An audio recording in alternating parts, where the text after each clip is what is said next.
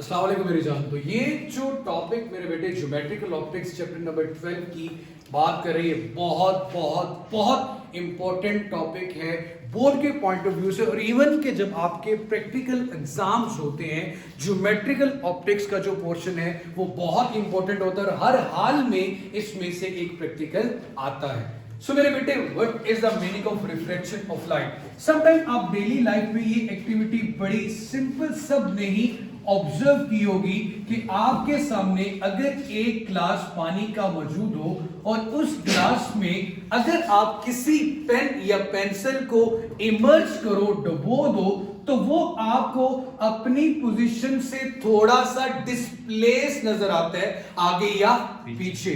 ऐसा नहीं होता कि उसको काट कर हमने आगे या पीछे कर दिए। इसकी रीजन क्या है? और मछली पकड़ते हो एग्जैक्ट पोजीशन पे आप हाथ रखते हो, वो या तो उसे थोड़ा आगे होती है थोड़ा पीछे होती है, लेकिन हमें ऐसा क्यों फील होता है? हम तो एग्जैक्ट पोजीशन की तरफ देख रहे होते हैं लेकिन ऑब्जेक्ट एग्जैक्ट उस पॉइंट पे नहीं होता। उसकी रीजन क्या है? Refraction of light. अब मेरे बेटे बुक्स में डायरेक्ट है, लेकिन मेरे बच्चे हम प्रैक्टिकल परफॉर्म करते हुए क्या करते हैं? आपने सबसे पहले एक रेक्टेंगुलर ग्लास स्लैब ली। सबसे पहला पॉइंट तो ज़हन में यह बिठा लीजिएगा कि रिफ्लेक्शन ऑफ लाइट में आपके पास एक ऐसा मटेरियल था जो ओपेक भी था। यहां पे रिफ्रैक्शन के लिए आपके पास जो भी मटेरियल होगा वो ट्रांसपेरेंट होगा, जिसके दोनों तरफ देखा जा सके। वाटर, ग्लास, डायमंड, ये जितनी भी चीजें जो कि हमारे पास ट्रांसपेरेंट हो।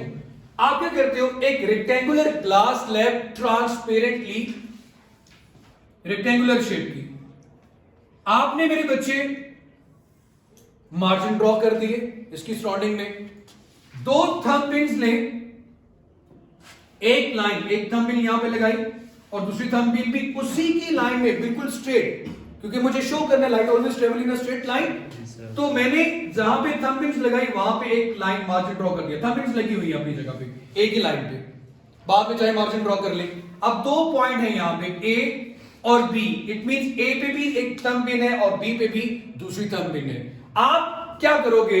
इस रेक्टेंगुलर ग्लास स्लैब से इस चीज को ऑब्जर्व करोगे इस फेस से और देखोगे कि दोनों एक ही लाइन पे आपको नजर आए। दोनों एक ही लाइन पे आपको नजर आए। जब दोनों इन अ स्ट्रेट लाइन नजर आए तो आप एक और थंबपिन लगा दे,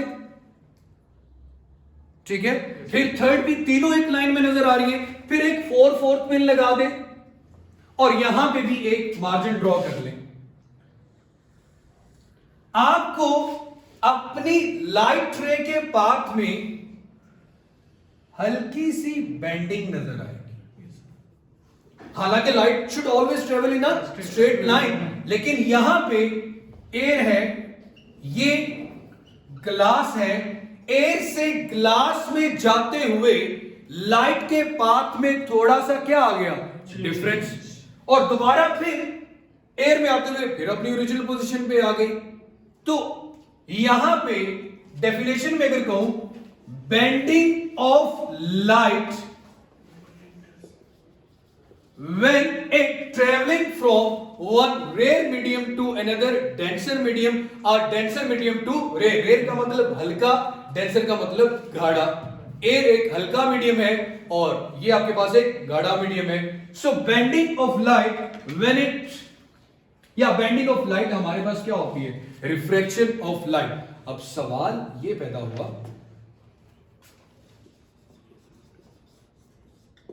वन, क्यों ऐसा हुआ? क्यों ऐसा हुआ भाईजान? इसलिए ऐसा हुआ कि speed of light in air is different than speed of light in water or in glass or in any other medium। Light speed में चेंज की वजह से इसके पाथ में थोड़ी सी क्या आ गई? बेंडिंग। जैसे कि वाटर वेव्स एक शैलोअर से डीप वाटर में आते हुए उनके पाथ में थोड़ी सी क्या आ जाती है? बेंडिंग। थोड़ा सा अपने रास्ते से वो हट जाती है। किसकी वजह से मेरा बेटा? Speed of light is different in different medium, जिसकी वजह से लाइट पे क्या आती है? बेंडिंग। मेरे बेटे जितनी तेजी से एयर में देख सकते हैं उतनी तेजी से ग्लास में नहीं देखा जा सकता। इसकी speed approximately 2.3 multiply by 10 raise की पावर 8 मीटर पर सेकंड होती है। एक 2.0 मल्टीप्लाई बाय 10 रेज़ की पावर 8 मीटर पर सेकंड है, एक ग्लास की वैल्यू, और दूसरी आपके पास वाटर की वैल्यू है। अब मेरे बच्चे यहां पे जवाब आ गया, due to difference in speed of light in different media. Media का मतलब मेरा बेटा डिफरेंट मीडियम, मीडियम की जमा। अब मेरे बच्चे अगर मुझे यह चीज देखनी हो किस एंगल से लाइट रे टकराई और किस एंगल से वो बेंड हुई और किस एंगल से दोबारा फिर वो बाहर की तरफ आ गई, तो इसके लिए आपको एक रेफरेंस लाइन जिसे हम नॉर्मल का नाम देते हैं वो ड्रॉ करना होगा मेरे बच्चे। हमने एक नॉर्मल ड्रॉ कर लिया। इंसिडेंट रे और नॉर्मल के दरमियान बनने वाला angle, angle of incident. Refracted रे, ये रिफ्रैक्टेड है, एंटेड हो रही है, रिफ्लेक्ट होता तो मुड़ जाती। रिफ्लेक्ट का मतलब अंदर एंटेड होने वाली रे। रिफ्लेक्टेड रे और नॉर्मल के दरमियान बनने वाला एंगल, एंगल ऑफ रिफ्रैक्शन। और जो रे बाहर की तरफ आ रही है उस रे को मेरे बेटे क्या नाम देते हैं? इमर्जेंट रे। क्या कहते हैं मेरा बेटा उसको? इमर्जेंट रे। अब जिस तरह हमने लॉस पढ़े थे रिफ्लेक्शन ऑफ लाइट के, इसी तरह ये बहुत इंपॉर्टेंट है, loss of refraction of light. Short question जरूर आता है, जरा ध्यान से पहले सुनिएगा मेरा बेटा। फर्स्ट ऑफ ऑल एक तो बहुत आसान है कि जनाब आपके पास इंसिडेंट रे, रिफ्रैक्टेड रे,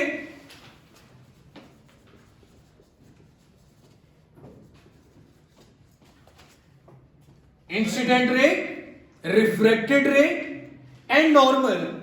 At the point of incidence all lie in the same plane. At point of incidence all lie in the same plane.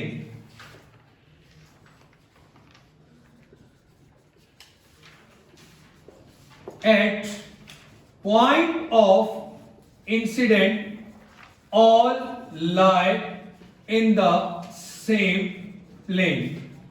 अब मेरे शहजादे सेकेंड लॉ बहुत इंपॉर्टेंट है हर लिहाज से समझने के लिए। फर्स्ट ऑफ ऑल हमने कर लिया बेंडिंग ऑफ लाइट, इसको और reflection of light experimentally prove भी कर लिया। अब हमें यह चीज देखनी है कि अगर एयर से लाइट रे किसी दूसरे मीडियम में एंटर होती है तो कितना चेंज आता है। स्टैंडर्ड हमारे पास क्या है? Speed of light in air. Standard हमारे पास क्या है? Speed of light in air.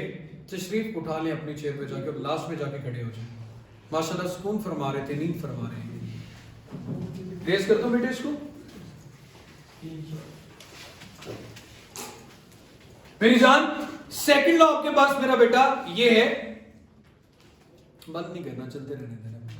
Second law मेरे बच्चे की आपके पास, सेकंड लॉ ये है कि अगर आप रेशियो लेते हो एंगल ऑफ इंसिडेंट की एंगल ऑफ रिफ्रैक्शन के साथ साइन लेके, कौन सा ट्रिग्नोमेट्रिक फंक्शन लेके? साइन, तो आपके पास एक कांस्टेंट नंबर आएगा और नंबर का कोई यूनिट नहीं होता। ये कांस्टेंट नंबर को कहते हैं मेरा बेटा रिफ्रैक्टिव इंडेक्स। क्या कहते हैं मेरे बच्चे? Refractive index.